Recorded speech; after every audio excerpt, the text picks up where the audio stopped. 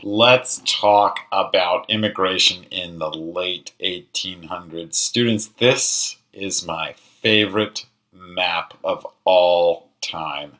I think I could teach our entire school year using only this map. Now, it's a little hard to see on a computer screen, but when we get back in class, I'm going to blow this up nice and big on my fancy flat screen in the front of the room, and we're going to have ourselves a good old conversation about this map. In the meantime, let's talk about what we call the new immigrants, the new groups that emerge among immigrants in the late 1800s. Many of the people in those growing urban areas, as factories are built and people move to cities because that's where the jobs are, many of the people in those growing urban areas were immigrants, and most of those immigrants were from Europe. Now, some were pulled here by jobs or greater political freedom.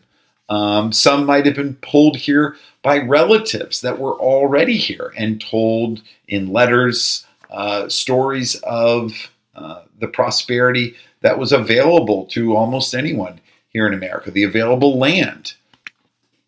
Others were pushed out of their old country, perhaps by unemployment, perhaps by food shortages, pushed out maybe by disease. In 1887, a cholera epidemic swept through Italy and pushed a lot of migrants out of that country. Some were pushed out by violence.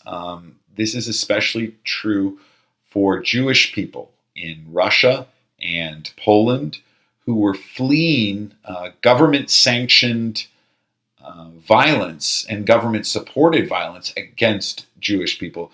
Those were called pogroms. And Jews in Russia and Poland had to flee that violence, and many of them came to the United States. From 1877 to 1890, we see a peak in immigration.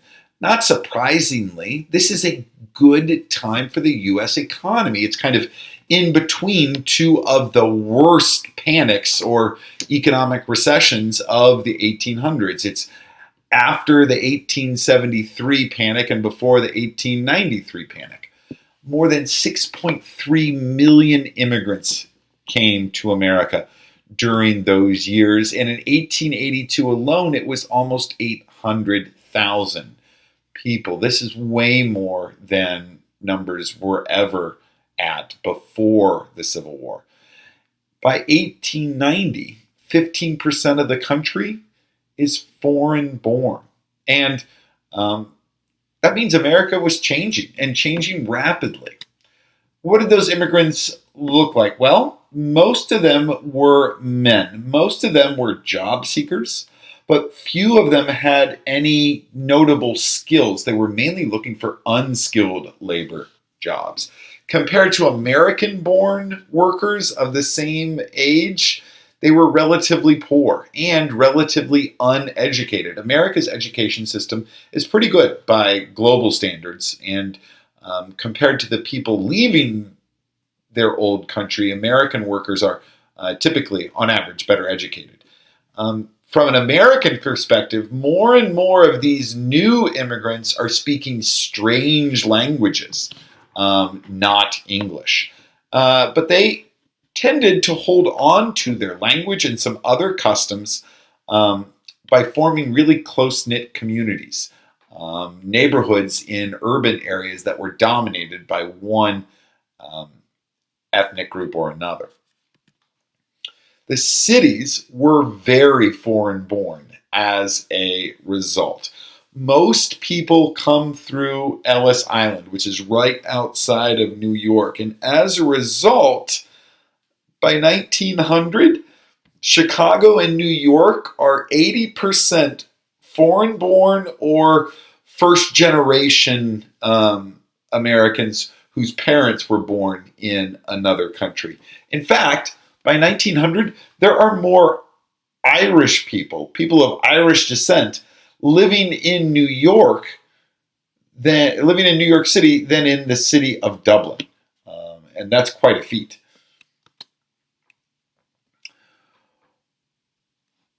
Immigrants moved west when land was available and they had the money to do so. Many of them stayed on the East Coast in the cities, but some of them moved west. German immigrants continued to do so. Scandinavian immigrants to the upper Midwest. We also have immigrants moving up from Mexico and down from Canada during this time. This increased immigration leads to some problems with overpopulation and crowding on the East Coast. And so in 1901, the Industrial Relocation Office, recognizing this problem, built another immigration center down here in Galveston, Texas, which is why you have a lot of German immigrants that settle in Texas, but still 40% still come through Ellis Island, even though other attempts are made to spread people around. Most still go through Ellis Island. The new immigrants that we're talking about are coming from Southern and Eastern Europe. Immigrants from Northern and Western Europe, immigrants from countries like Germany, Ireland, England, Scotland, and the Scandinavian countries. Immigrants from those countries have been coming for a large number of years. And they didn't stop coming after the Civil War either. But it's that red line that we're really going to see pick up in this time period. And it's that red line that's going to draw the attention of nativists in America. You can see that drop off in Asian immigration after the early 1880s. That's a direct result of legislation, the Chinese Exclusion Act. So specifically, these new immigrants are not coming from Northern and Western Europe like previous groups.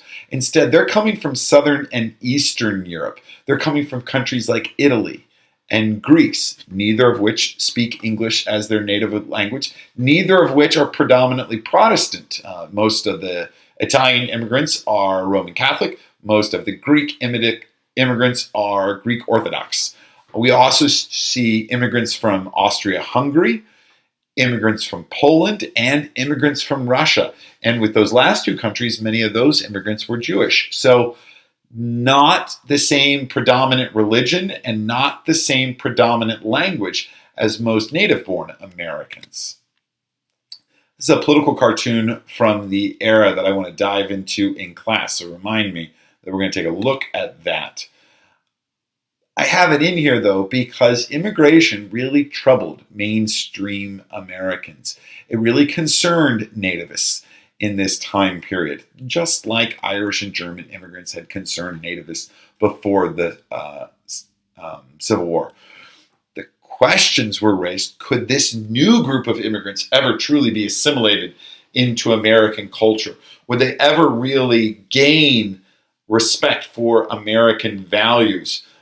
We get groups like the American Protective Association, a Midwestern anti-Catholic group that expands to oppose immigration at this time. The Immigration Restriction League has even more success. They actually get a literacy test passed through Congress that was going to require immigrants to be able to speak English, even though English is not our nation's official language. Now, it passed Congress, but it was vetoed in 1896 by Grover Cleveland. But they came very close to having that become law. The rest of your assignment is to learn about how some immigrants pitched in and helped each other out, and learn some more about these opposition efforts to immigration, new immigrants in the Gilded Age.